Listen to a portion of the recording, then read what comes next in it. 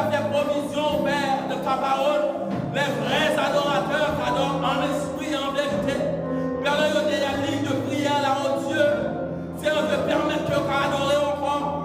Pendant le Seigneur, de puissant sur YouTube, nous demandons que tu adorer encore. Pendant le sous Zoom, sur Facebook, nous demandons que tu adorer encore. Quel que soit le chagrin qui dévore, nous demandons dans le nom de Jésus. Nous demandons dans le nom de Jésus que non, espérez-nous. Fais ça pour nous, Père. Que nous puissions, oh Dieu, des gens qui sont capables de t'adorer. En dépit des difficultés. En dépit, Seigneur Dieu, de gens pays et en dépit de couvre-feu. Que nous adorer. Que non, nous pas de couvre-feu. Dans le nom de Jésus. Donne-nous cette capacité de t'adorer en tout lieu. Nous disons merci au Père. Garde-nous, oh Dieu. Et conduis mon peuple à l'adoration. Dans le nom de Jésus, nous te prions. Lui qui vit et qui règne au siècle des siècles. Nous demandons à la sœur Félicia de bien s'avancer, vouloir s'avancer pour la lecture de la parole. La sœur Félicia.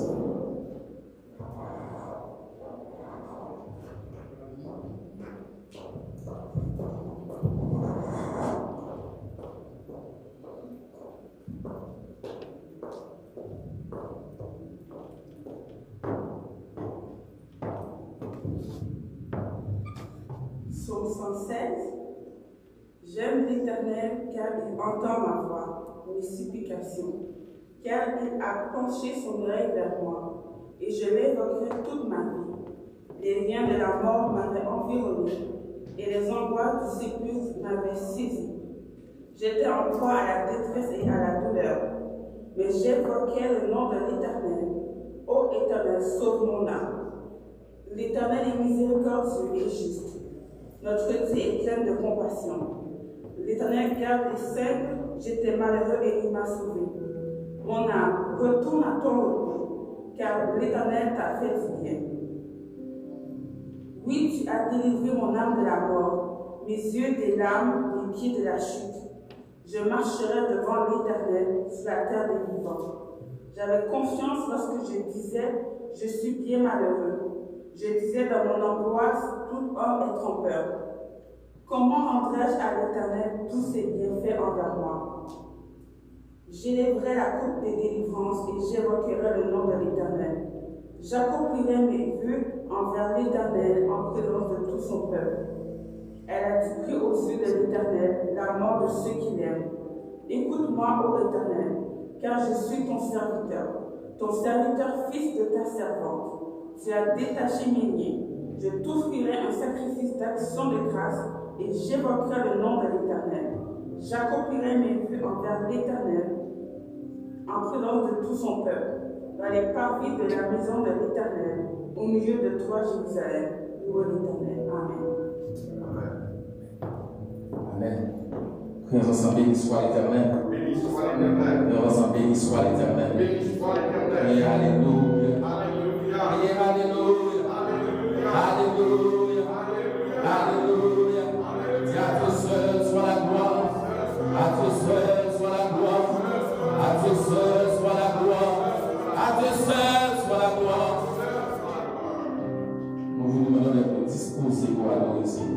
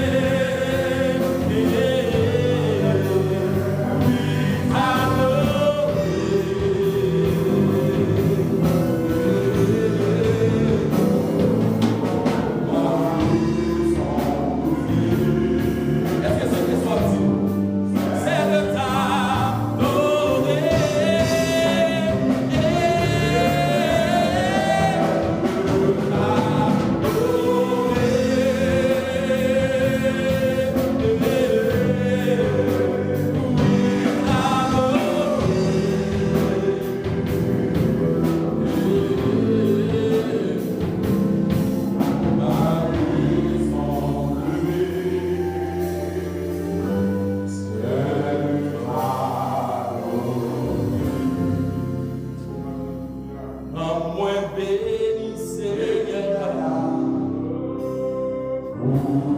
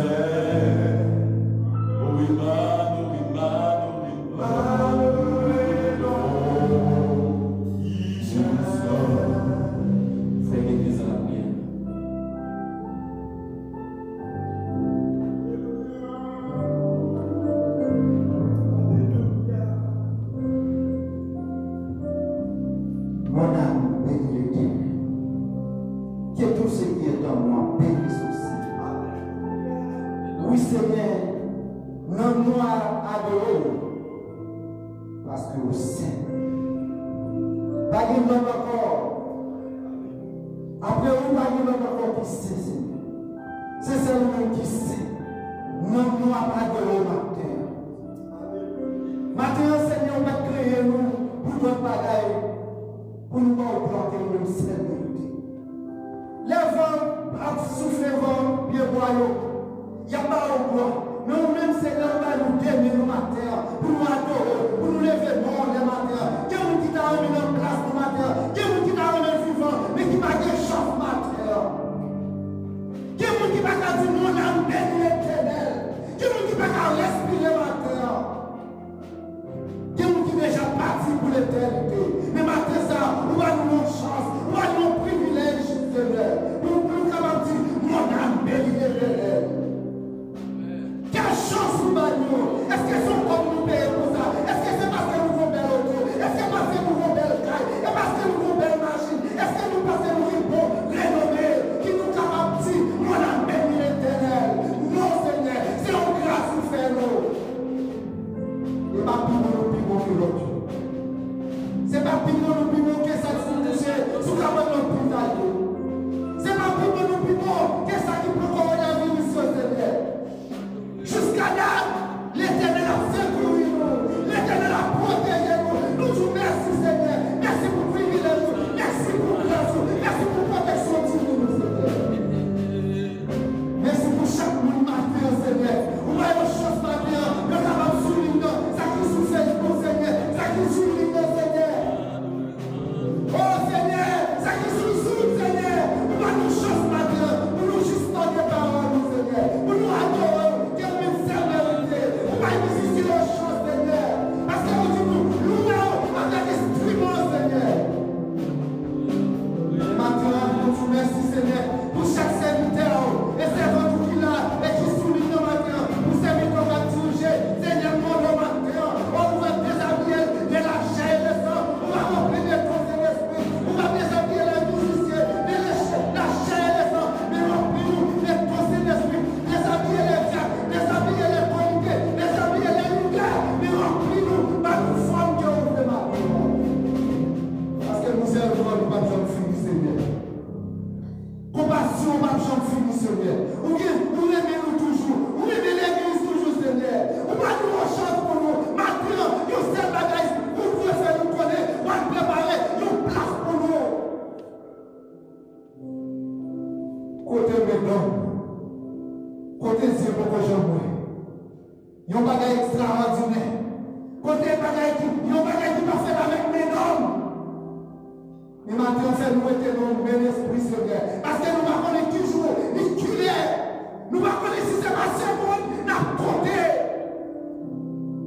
Parce que plus on va changer, mais quelle épidémie, mais quelle maladie, mais plus on va changer pour l'église, maintenant.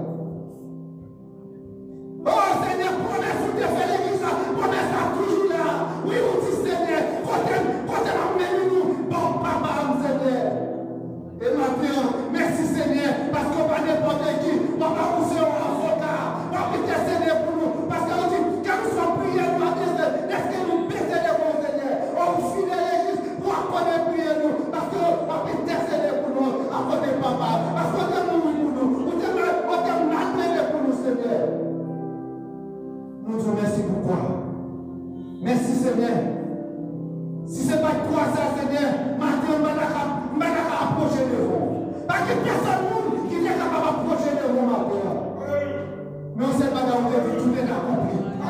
Vous avez dit tout est accompli. La voile est déchirée. Ça n'a pas accès. Il y a accès. Il suffit de descendre. Dès que nous descendons, c'est un contact direct. Merci pour le contact ça, Seigneur. Merci maintenant. Nous n'avons pas besoin de sacrificateur maintenant. Nous merci seulement Jésus. Nous merci seulement descendre. Nous merci seulement humilier nous. Et pour entendre nous maintenant.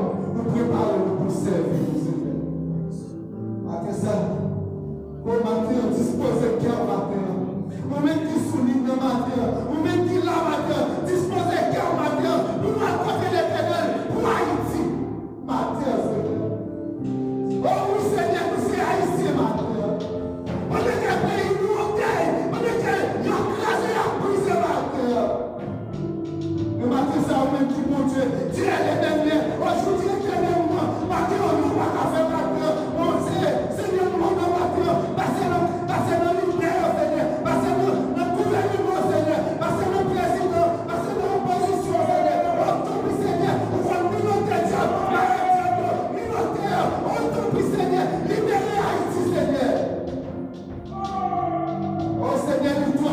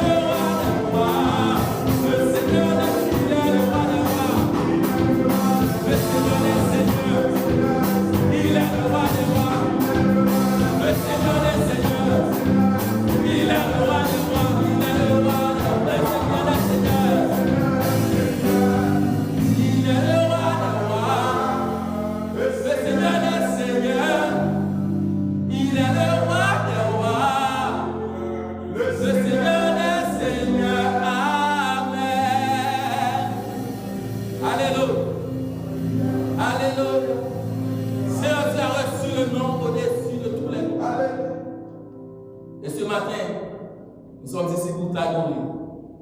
L'heure est venue au Père pour que tu nous parles. Ce que nous te demandons au Père, c'est d'utiliser ton serviteur dans une nouvelle dimension. Quand ton peuple a soif d'entendre, ton peuple a soif d'entendre. Nous te prions dans le nom de Jésus ton Fils, lui qui vit, qui règne au siècle des siècles. Amen. Nous faisons place, pasteur Rollin Junior, pour la prédication de ce matin. Que la bénédiction soit de nous.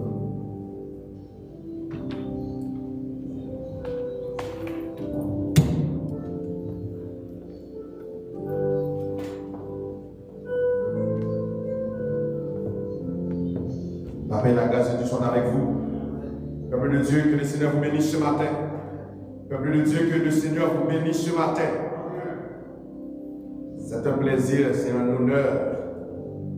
Et nous on dit à l'instar du psalmiste David, je suis heureux lorsqu'on me dit allons à la maison de l'Éternel. Je ne sais pas si vous êtes heureux ce matin. Je ne sais pas si vous êtes heureux ce matin. Moi, je suis heureux parce qu'on me dit allons à la maison de l'Éternel.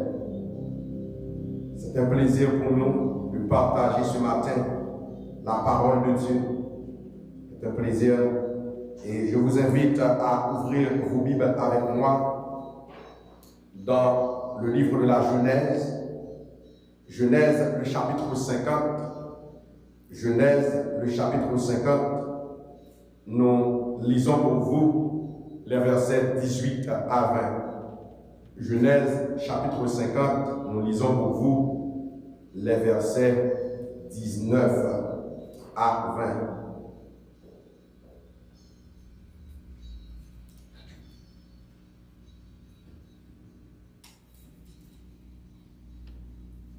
Genèse, le chapitre 50, les versets 19 à 20. Je lis pour vous. Joseph leur dit, soyez sans crainte, car suis-je à la place de Dieu? Vous aviez médité de me faire du mal. Dieu l'a changé en bien pour accomplir ce qui arrive aujourd'hui, pour sauver la vie à un peuple nombreux. Soyez donc sans crainte, je vous entretiendrai, vous et vos enfants. Et il les consola en parlant à leur cœur. Parole du Seigneur. Parole du Seigneur.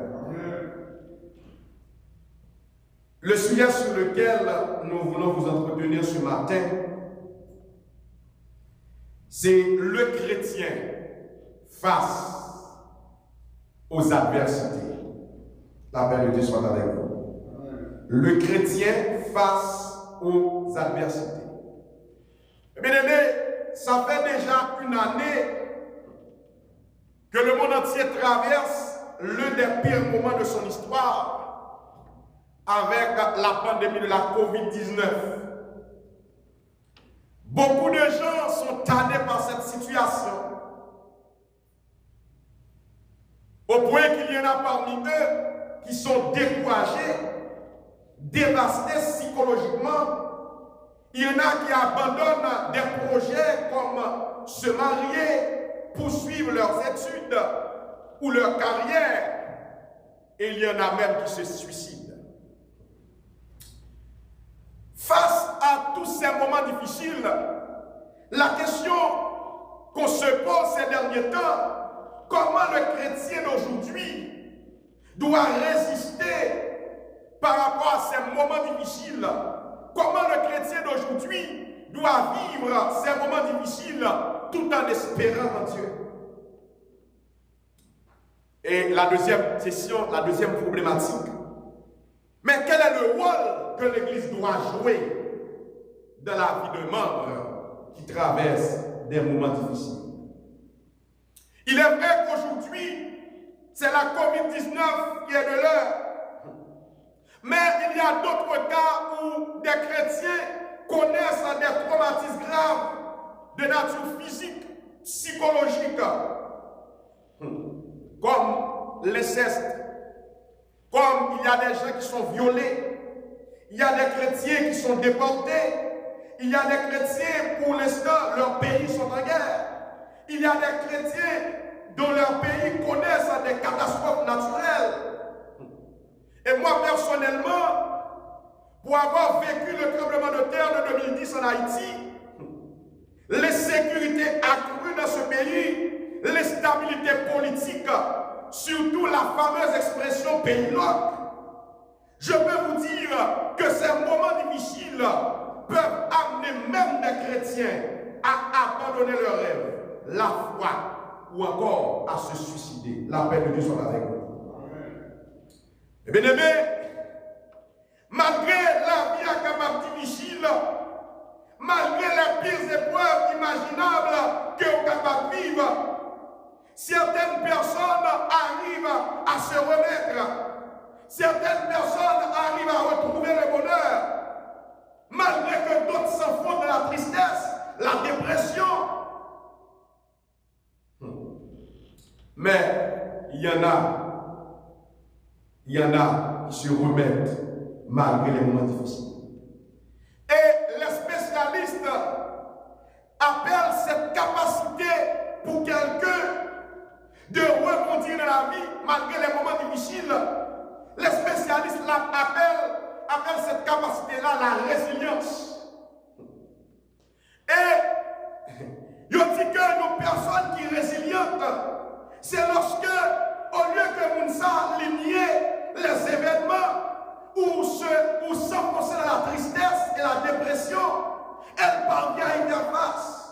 Elle parvient à se ressentir plus fort de ses expériences, à rester optimiste et confiant dans la vie.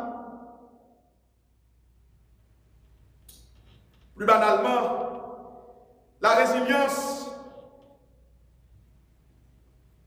il y a le psychologue Bonich, eh bien, M. Kalpalé, des enfants, lorsque M. Kalpalé a une étude sur, c'est Boris Cyrulnik, son psychiatre, son psychologue, lorsque M. Kalpalé fait une recherche sur, par exemple, les enfants qui sont handicapés, sur les enfants qui sont maltraités, sur les enfants qui ont des maladies chroniques, sur des enfants dont leurs parents sont alcooliques, toxicomanes, sur des enfants qui ont des maladies mentales,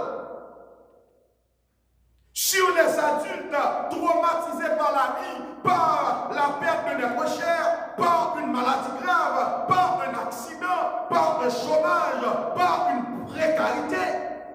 Chez des personnes âgées, surtout dans le contexte que nous vivons actuellement, au Québec, lorsque vous êtes âgé, c'est comme si on vous met à l'écart, c'est comme si on vous met dans une résidence, personne n'a besoin de savoir que quoi tu deviennes. Mais il y a des gens malgré ces situations, qui traversent cette situation et qui continuent à espérer en l'éternel. La paix de Dieu soit avec vous. Mais bien aimé, j'aimerais vous dire ce matin que la résilience n'est pas la résignation. Il faut faire cette différence parce que ce n'est pas le fait que nous sommes qui ont une capacité pour rebondir lorsque la est difficile, qui fait nous sommes qui résilient. La résilience n'est pas la résignation. La résilience n'est pas aussi le déni. La résilience n'est pas aussi l'entêtement à ne pas changer. La résilience, c'est pas ça. Mais bien aimé, pour prendre les mots de la Bible dans Hébreux 10, les versets 35 à 36, il est vrai que la parole de Dieu dans la Bible, tu ne vas pas retrouver le mot résilience. Mais la Bible nous dit dans Hébreux 10, les versets 35 à 36, nous ne sommes pas de ceux qui se retirent pour se perdre, mais ceux qui ont la foi pour sauver leur âme. C'est une capacité résiliente. Mais bien aimé, quant à nous, la Bible nous dit nous ne sommes pas de ceux qui se retirent ou qui abandonnent pour se perdre, mais nous sommes de ceux qui croient. Nous avons besoin de résilience afin qu'après avoir accompli la volonté de Dieu, nous obtenons ce qui nous est promis. Lorsque vous observez mon Dieu, il faut que vos capacités résilientes, parce qu'à des moments difficiles, à des moments noirs, à des troubles, mais il faut apprendre au-delà des difficultés, au-delà des moments difficiles, il faut qu'on remonte et on continue à espérer. La paix de Dieu soit avec vous. Bien-aimés, il a défini la résilience comme la capacité de revenir après l'échec. Il a défini la résilience comme la capacité de revenir après l'épreuve. La résistance morale, la résistance émotive, la résistance spirituelle. La résilience, c'est le courage. La résilience, c'est la ténacité. La résilience, c'est la faculté de rebondir, la faculté de se relever, de continuer, de reconstruire, de pardonner, de ne pas casser. Et surtout, de reprendre la vie généreuse et aimante que Dieu veut pour nous. La paix de Dieu soit avec vous. Et bien aimé, la résilience, c'est la capacité d'une personne ou d'un groupe à se développer bien. C'est la capacité d'une personne à continuer à se projeter dans l'avenir. Il y a des gens qui arrivent sur nous comme chrétiens, ou d'aller abandonner la foi. Il y a des gens qui arrivent sur nous comme chrétiens, tu ne penses plus à l'avenir. Mais je dois vous dire ce matin, ton Dieu ordonne que tu sois puissant.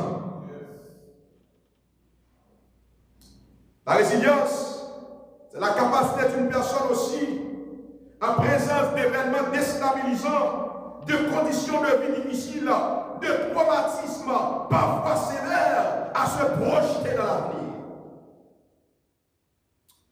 Dans cette définition humaniste du concept résilience, nous voyons le dégagement d'une chaleur positive produisant la croissance et la projection du futur dans des contextes supra-difficiles.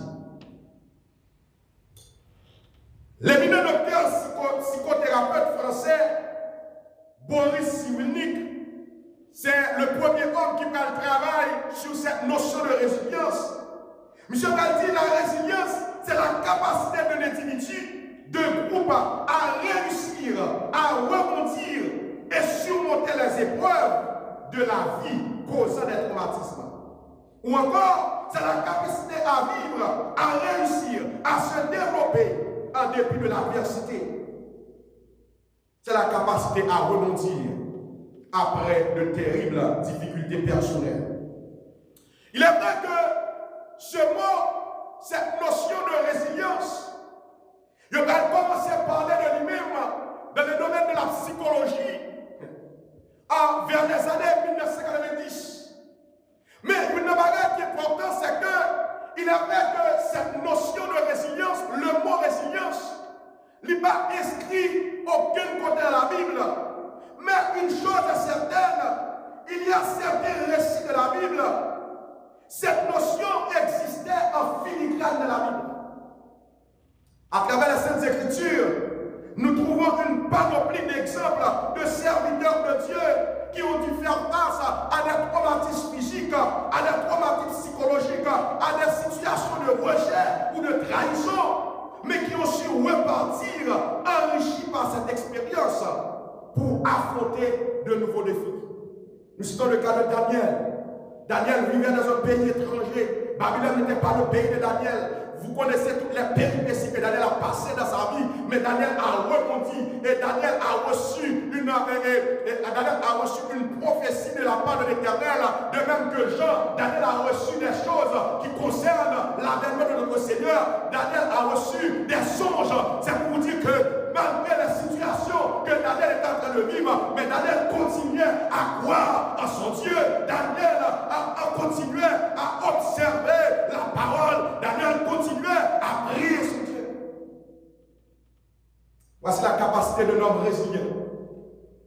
La Bible nous présente aussi Job comme un homme résilient. Vous connaissez l'histoire de Job. Malgré toute péripétie Job passé, malgré Job perdu tout bien, malgré Job il a dit toute petite pli, mais Job était résilient, Job rebondit, Job continuait à battre la vie, Job continuait à avancer, malgré sa passé. C'est comme ça qu'on est résilient. Pour ne citer que cela, Naomi, David, il y a d'autres serviteurs de Dieu. Mais ce matin, le serviteur qui attire notre attention, c'est Joseph. C'est Joseph. Et bien aimé, vous connaissez l'histoire de Joseph. Et une bagaille que Joseph, c'est un exemple biblique qui m'a interpellé le plus. Exemple Joseph là, il a attiré l'attention. La Bible dans Genèse 37 à 50, il va présenter nous Joseph comme un jeune homme qui bénéficie de l'attention privilégiée de son père. Et à cause de cette attention, frère Joseph, quand on a Joseph, ça va provoquer la jalousie des frères de Joseph. Quand monsieur il prend 20 Joseph et on va faire papa au Jacob. Quoi que frère a mouru. Mais pour le bagage, je vais subir. Joseph était trahi par ses frères. Joseph était trahi par ses frères. Je ne sais pas si vous êtes sur la ligne ce matin, je ne sais pas s'il y a quelqu'un qui vit un moment de trahison, je ne sais pas s'il y a quelqu'un ce matin qui est abandonné, qui est rejeté, mais je dois vous dire qu'il y a un Dieu et tu dois être résilient. Arrivé en Égypte, Joseph a été vendu comme esclave, vous connaissez l'histoire. Joseph s'accroche à Dieu et contribue à faire fructifier la vie de Potiphar. Jusqu'au jour, on deuxième bagarre de Joseph, Madame Potiphar a accusé Joseph. La paix de Dieu soit avec vous. J'aimerais dire à quelqu'un ce matin, malgré les accusations que tu as subies, ton Dieu ordonne que tu sois résilient. Je vais subir l'accusation de Madame Potiphar. Et Joseph va finir jouer dans la prison. Mais une bagarre qui est importante. Dieu n'a pas oublié son serviteur. Bon Dieu va continuer à former Joseph. Et après une longue année d'attente, après de nombreux traumatismes subis par le serviteur de Dieu, Joseph est devenu l'un des personnages les plus importants d'Égypte. Et les circonstances d'une famine contribuent à des retrouvailles inespérées et un soutien de la famille de Joseph. Et bien aimé, il y a quelque chose qui attire mon attention dans l'histoire de Joseph, et j'aimerais vous dire comme chrétien,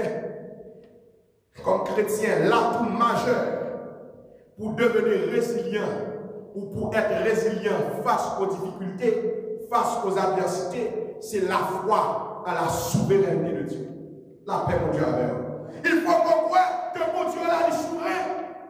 Et il y a la psychanalyste Monique de Laché, qui m'a dit, si la foi, ils sont relations vivantes, un Dieu proche et aimant, révélé par la Bible, là, cette foi, c'est un facteur de résilience. Si vous comprenez le monde, malgré les difficultés, vous voulez rebondir, il faut qu'on croit que notre Dieu est souverain, il fait tout ce qu'il veut, de même à 10 jambes, l'Éternel a ôté, l'Éternel a donné, l'Éternel a ôté, que le nom de l'Éternel soit béni. La paix de Dieu soit avec vous. Et bien aimé, de notre relation avec Dieu, ou bien capacité pour confier à mon Dieu, ça qu'on va confier à l'autre.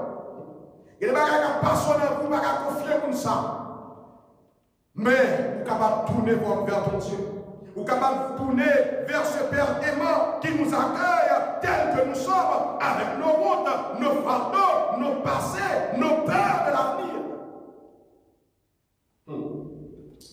La conviction que nous avons, c'est que la justice, l'amour et la vie triompheront un jour. La paix de Dieu soit avec vous. Et bien aimé, en Genèse 50, les versets 19 et 20, les paroles de Joseph, ils prennent un enseignement remarquable sur la souveraineté de Dieu. Lorsque Joseph, il va affirmer à Frémio, le texte que nous délivrons avant la prédication, vous aviez médité le mal contre moi, mais Dieu l'a changé en bien. Souvent même avant, lorsque le bagage mal qui arrive nous, on médite ton bagage mal comme nous-mêmes, nous voyons bien de la souveraineté de Dieu. Dieu veut éclater sa gloire dans cette situation. Mais tu dois rester résilient. Tu dois croire dans la souveraineté de Dieu. Parce que la Bible nous dit, toutes choses concourent au bien de ceux qui aiment Dieu. Il y a des bagages qui arrivent, pas player. Il y a des bagages qui arrivent, pas player, pas parler en pile. Mais rester fidèle à mon Dieu. Croire dans la souveraineté de Dieu. Bien aimé, la résilience dont Joseph fait preuve est clairement exprimée. Et pas de plus belle façon que ça pour nous prouver un lien entre la résilience et la souveraineté de Dieu. Et bien aimé, le chrétien qui ne peut pas surmonter les moments difficiles, tout seul, doit compter sur l'appui de sa communauté de foi. C'est la seconde partie de mon sermon ce matin. La première partie consistait à voir comment le chrétien doit faire face aux difficultés. Nous avons vu à travers l'histoire de Joseph, c'est par la foi. C'est la foi à la souveraineté de Dieu. Mais lorsque la foi, parce qu'une personne qui est souffrante, une personne qui est traumatisée, ça arrive des fois faiblie, ça arrive des fois ébranlée, mais il doit compter sur ses frères. Il doit compter sur son assemblée, il doit compter sur les sœurs de l'église, il doit compter sur les groupes de l'église, sur les ministères de l'église. Quel est le rôle? Quel rôle l'église doit jouer pour aider les chrétiens qui surmontent des moments difficiles? Pendant la COVID-19, qui sauvait l'église évangélique des premiers chrétiens? Il y a des adultes à l'église, il y a des vieillards à l'église. Est-ce que nous avons plan pour nous aider? Il y a des bagages d'épicerie, il y a des problèmes. Comme qui ça nous fait? Qui ça nous fait? Qui ça nous fait?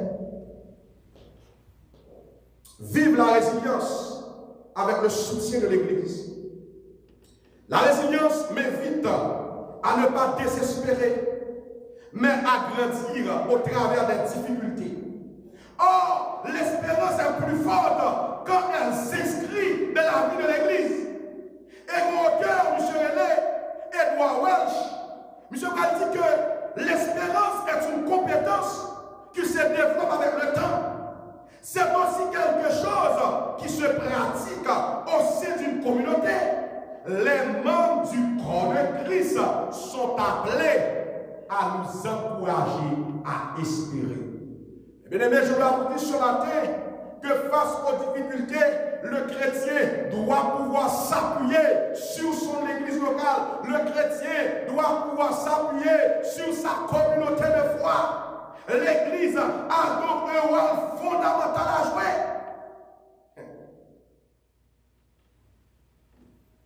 De l'accompagnement des gens qui sont traumatisés. Car elle donne à la personne désespérée l'occasion de revenir sur l'essentiel par les chants, les prières, la prédication et la communion fraternelle, l'entraide, le service. Tout ça, c'est pour aider les gens qui sont traumatisés. En considérant ce que Dieu a fait pour elle par l'œuvre de la croix de Jésus-Christ, lorsque nous sommes traumatisés, elle a regardé ça, mon Dieu fait pour lui sur la croix.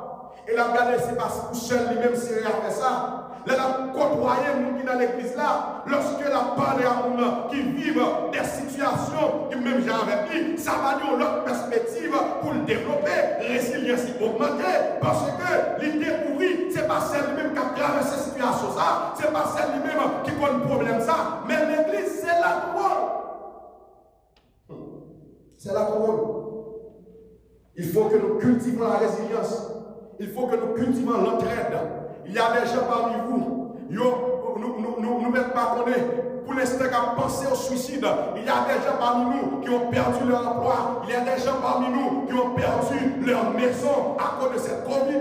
Il y a des gens parmi vous, il y a des gens qui sont proches de vous, qui connaissent des moments difficiles pendant cette pandémie. Est-ce que vous les avez contactés? Qui ça nous fait dans l'église?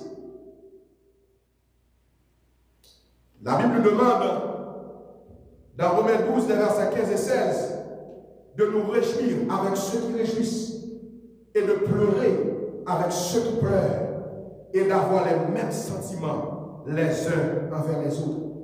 Combien de fois nos assemblées ont manqué à cette recommandation de l'apôtre Paul? Aux chrétiens, souvent, au lieu d'être un facteur de résilience pour les gens désespérés, l'Église, à travers ses membres, enfonce les gens dans le désespoir. L'Église évangélique des premiers chrétiens, vous avez une responsabilité. Vous avez une responsabilité. Vous avez une responsabilité face aux membres de l'Église qui sont traumatisés.